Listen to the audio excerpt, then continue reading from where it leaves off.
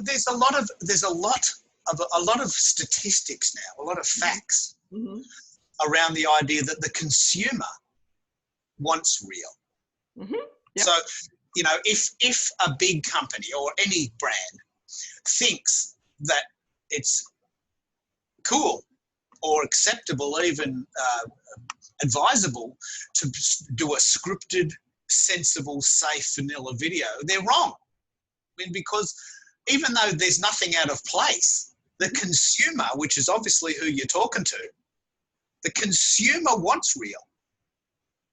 So if the people that will win in the 2020s, this is a big prediction. Let's make a video out of this. Prediction from Keith over here. Yay, everyone. The businesses that will win in the 2020s are the businesses that can combine the realness and the authenticity of spontaneity with a professional flow.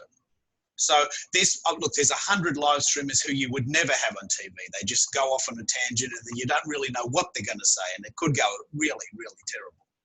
But on the other hand, you've got these people that are so scripted that you can't watch them, and then they're so boring that there's no way they can get their message across. Painful to watch them, yeah, because you cannot breathe, yeah, when they do that. Death by PowerPoint, you know, it's like a video version of Death by PowerPoint. We've all been to presentations in the city where people just read the slides and it's so boring. So the people who will win will be the people that can look at the camera and deliver a message, but be real. And you said yourself, you've tried to inject that into a corporate culture, but the restrictions were so oppressive that it was almost impossible. So you've got to take the lessons from live streamers who can seem to be spontaneous to a fault. And then you've got to bring the message in a sort of sensible, factual way. And the people that can bring those two things together in the 2020s will win because, and the most important reason is the consumer wants that. Forget what you want. Forget what the boss wants. Forget what you think the shareholders want. The consumer, who is ultimately buying your product, wants you to be real. Well, I mean, would you agree, or am I off on a tangent now? You are completely, no, you are high. You are to the point where, again, I want to kind of, from this exchange, I want to send out the signs that, hey, shake off whatever you were taught before, because this is completely different digital age, and not because kids born with their laptops and their phones, you know, out of mother's wombs. It's not because of that, but frankly, we are in different age, and we, as a good students at some point, we've learned to do things certain way. So it's good to know what was there 5 years ago, 10 years ago. I want you to talk to the audience and say, hey, should we throw it away?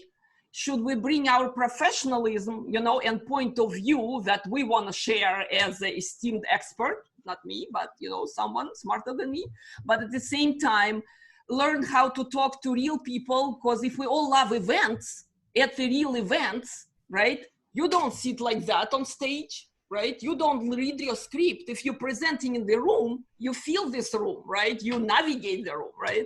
So just be kind of your better self, and better not because you look smarter all of a sudden if you sit in the right pose, right? But better in a way that closer to people you're talking to. Look, I would imagine that and this is very much a part of my personality, experiments will be done. Yeah.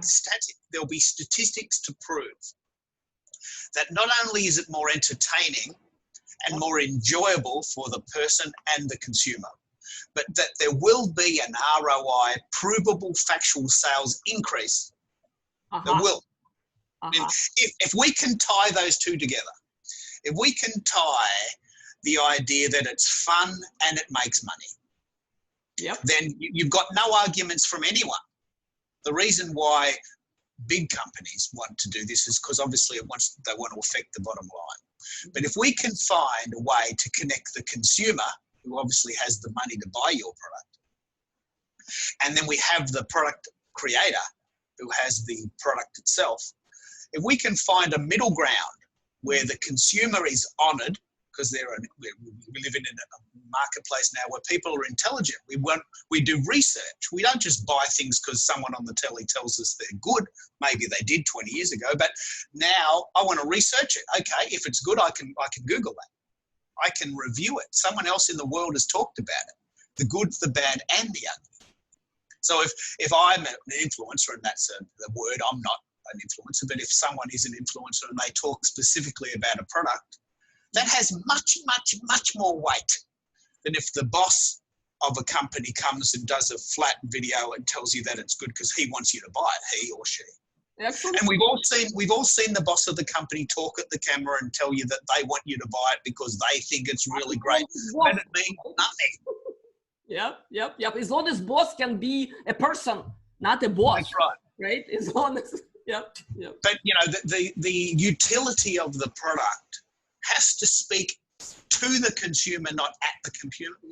Like many, many years ago in the advertising world, we simply spoke at the consumer. Mm-hmm. These cigarettes are great. You'll look cool. They're affordable. And you will get healthier every day by smoking them. Yes, exactly. That's right. Exactly. That sort of thing. Drink X and you will be X. Exactly. You know, it was like almost like an image. Maybe those sorts of ads still exist, and now we're into sort of maybe dangerous territory. But the point is that if I say, as a person in the street who has done it, I've tried this side and I like it. That has much, much more power than watching an ad on the TV about a product that no one's heard of.